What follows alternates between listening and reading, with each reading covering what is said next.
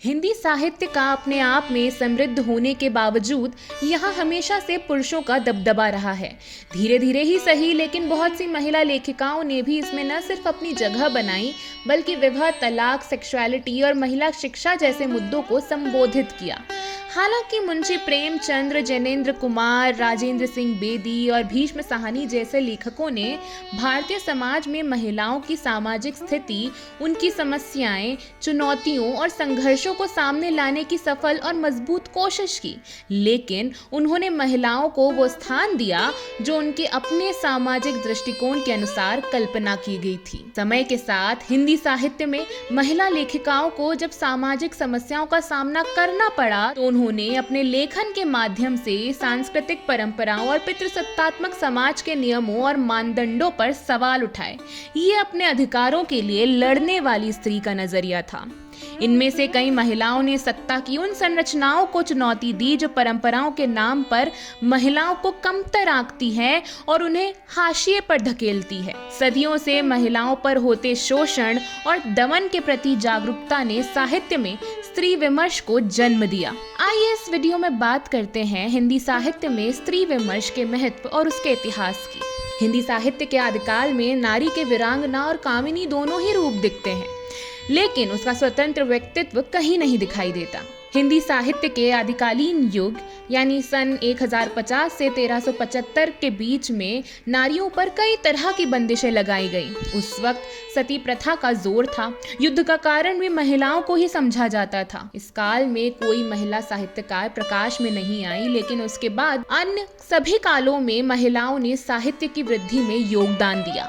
हालांकि ये लेखन ऐसे नहीं थे जिनमें महिलाओं के अधिकार या उनके नारी को एकल रूप से देखा गया हो। भक्ति काल में कई महिला काव्यकार हुई। भक्तिकालीन महिला काव्यकारों में सहजोबाई, दयाबाई और मीराबाई का नाम विशेष है।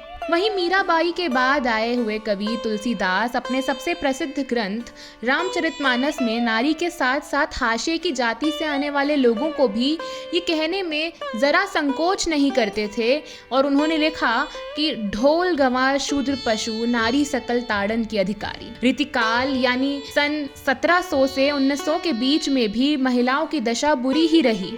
महिलाओं का वर्णन भी मूल रूप से श्रृंगार रस की तरह किया गया। हालांकि हिंदी साहित्य में नारी मुक्ति को लेकर स्त्री विमर्श की गूंज 1960 के दशक में सुनाई दी। इस दौरान 4 नाम सबसे चर्चित रहे: उषा प्रियंवदा, कृष्णा सोबती, मन्नू भंडारी और शिवानी जैसी लेखिकाओं ने नारी मन के अंतर्द्वंद को समझा और नारी की दिशाहीनता, समस्याओं और चुनौतियों का विश्लेषण किया। लेकिन हिंदी साहित्य में स्त्री विमर्श की शुरुआत छायावाद काल से मानी जाती है। आधुनिक काल के छायावाद युग यानी 1918 में प्रवेश लेने के बाद हिंदी साहित्य में स्त्री विमर्श का जन्म होता है। इसकी शुरुआत छायावाद युग की लेखिका महादेवी वर्मा और सुभद्रा कुमारी चौहान से होती है। महादेवी वर्मा की रचना श्रृंखला की कड़ियां और सुभद्रा कुमारी चौहान की कविता झांसी की रानी नारी सशक्तिकरण का सुंदर उदाहरण है। अन्य विधाओं में नारी विमर्श के मामले में मन्नू भंडारी अपने नाटक बिना दीवार का घर में समाज के उन वर्गों को सामने लाती हैं जो पुरुष वर्ग की ईर्ष्या का शिकार हुई हैं। नाटक के अलावा रेखाचित्र, संस्मरण, कहानी, उपन्यास आदि विधाओं में भी अपनी लेखनी को दर्शाया है। कहानी संग्रह में सुभद्रा कुमारी चौहान ने बिखरे मोती और उन्मादिनी नामक कहानी में भारतीय नारी की परिस्थितियों, समस्याओं तथा भावनाओं का सहज चित्रण किया है। महिला साहित्यकारों ने हिंदी साहित्य की बागडोर संभालते हुए हिंदी साहित्य में अपनी जगह बनाई है। इनमें बंग महिला, सुभद्रा कुमारी चौहान, शिवरानी देवी, मन्नू भंडारी, कृष्णा सोबती, उषा प्रियंवदा जैसे तमाम नाम हैं जो हिंदी साहित्य के पहले चरण में आती हैं। प्रभा खेतान भी एक ऐसी महिला लेखिका रही जिन्होंने अपने लेखन के द्वारा नारी को एक नया आसमान प्रदान कर ऊंची उड़ान दी है।